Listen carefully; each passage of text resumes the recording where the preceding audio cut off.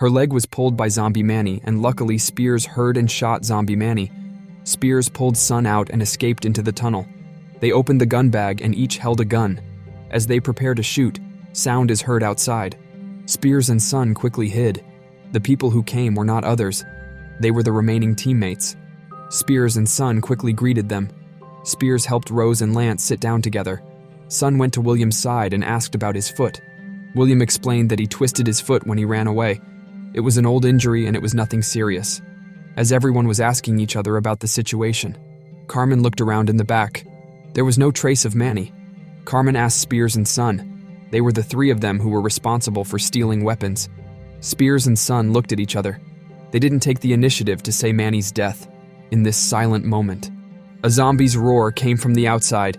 They quickly hid in a small room next to them. A group of zombies ran in. They didn't dare to make a sound. They didn't want to attract the zombies' attention. After two zombies ran past, a burst of gunfire sounded. A man in military uniform shouted a word. Then another man's voice came. He told Rose and the others to come out of the room. The place was safe. Spears walked out. There were two people standing in front of him. However, Spears recognized one of them. He was a friend of the soldier Spears killed. Later, the soldier asked about the number of Rose's group. Rose answered honestly. The soldier explained the chaotic state of the city. They keep moving and find a place to rest. Everyone relaxed and adjusted their state. Spears was holding a gun and standing alert. He knew that the two soldiers were coming for him. The soldier told Spears to rest as well. He said that he and his friend would take care of the first shift. Since he had already said that, Spears had to pretend to put down his gun and sit down. The soldier said that they would leave after cleaning up. They could avoid encountering zombies. They could ensure the speed of progress. They planned to reach the stadium by tomorrow morning. The soldiers also explained that the stadium would organize evacuation from tomorrow. 2 hours a batch. A total of 24 hours. Rose curiously asked where the team would arrange to evacuate. The soldiers did not tell the specific location. They said they wanted to evacuate to a deserted place, away from the city center. Where was the safe place? The soldiers also couldn't answer. After they told everyone what they knew, some places had already become black areas. There were no living people, only zombies. The army only had to ensure enough medicine to bomb these areas. Later, the two soldiers turned the topic to Spears. They asked about Spears' companions. Spears didn't have any companions. They actually wanted to ask about the soldier who was responsible for guarding Spears. Spears said bluntly that his companion was dead. He escaped by luck. The soldier learned of his companion's death, and his face changed. They didn't believe what Spears said about escaping by luck. They looked at Spears with anger. The two soldiers understood the situation. Everyone fell into silence.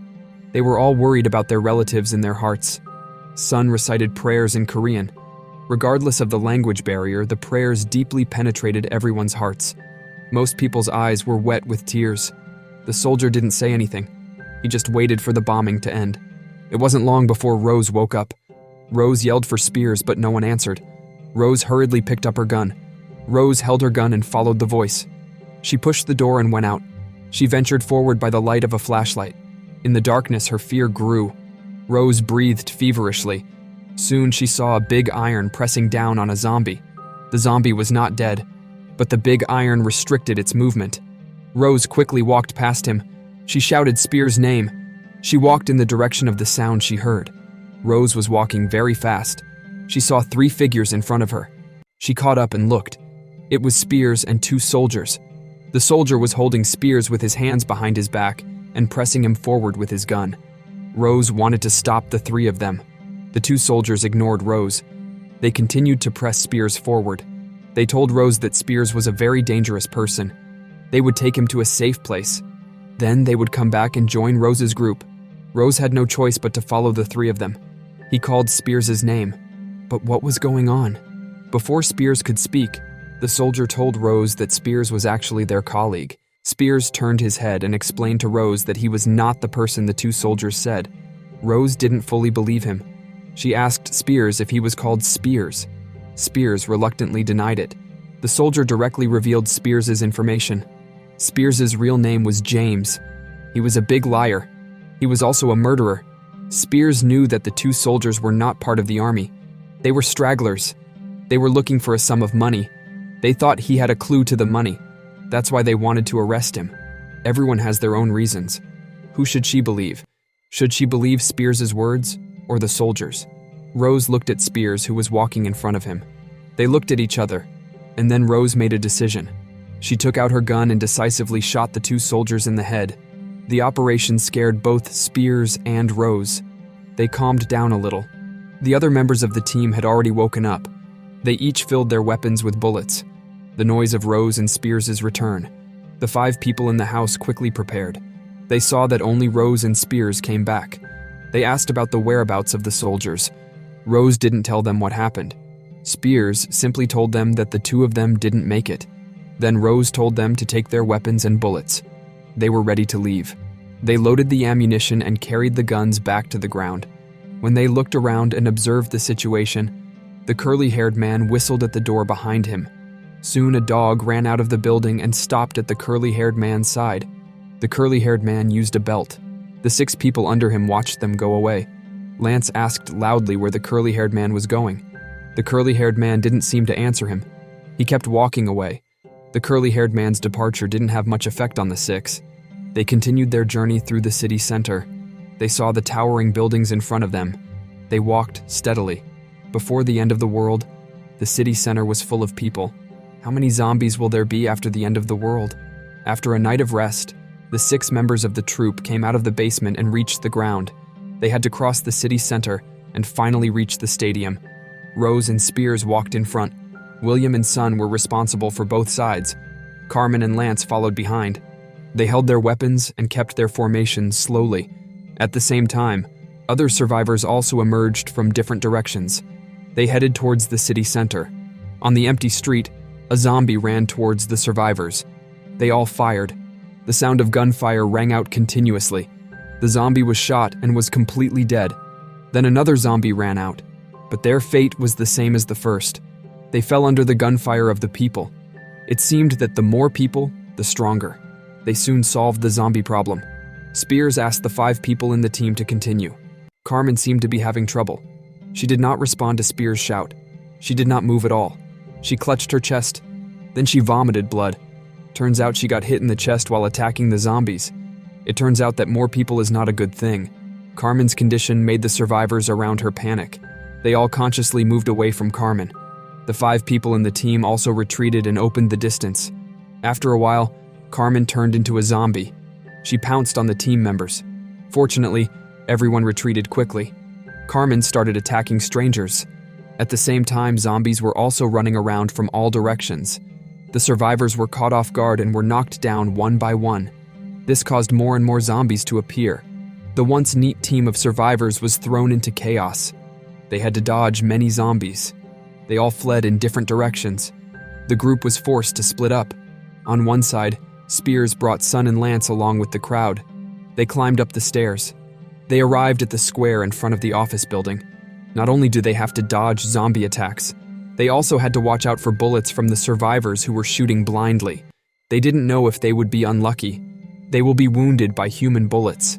The scene was also chaotic, with survivors and zombies everywhere. There were bullets flying everywhere. Spears and his 3 companions didn't dare to run around.